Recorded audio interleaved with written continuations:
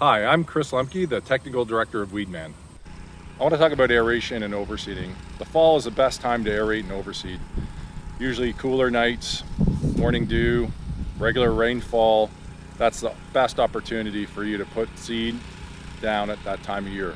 Always do an aeration with an overseeding. Overseeding on its own just doesn't do a good enough job.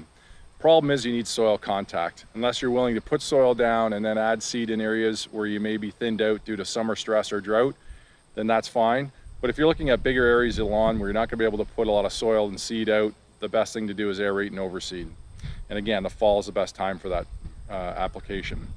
When you do get a lot of drought and you do have, let's say, heat stress or damage that's occurred on the lawn, the aeration will do a number of things. One is it alleviates compaction, it'll pull up those cores, and that allows that cores to break down over the seed, allows the seed to get into the holes of the aerator where the aerator's been, and gives you better germination than if you were just to do an overseeding on its own.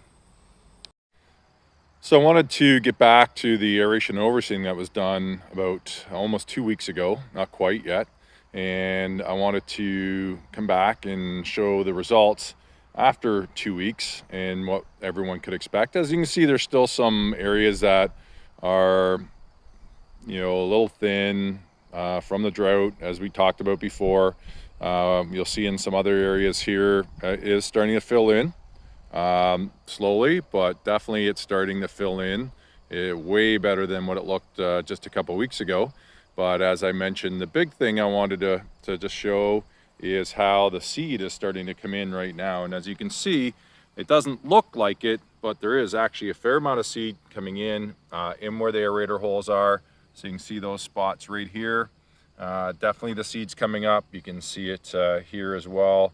All these little aerator holes are starting to fill in, and that's a good sign. That's definitely going to thicken up as we go through the rest of the fall. But definitely it was important. One of the things that the person did was made sure to water on a regular basis. That helped with getting the grass to germinate.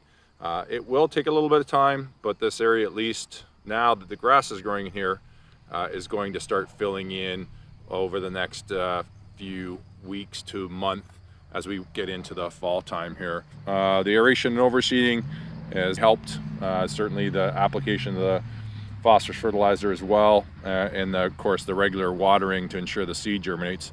A big improvement over what it was just 2 weeks ago when we did the aeration overseeding here.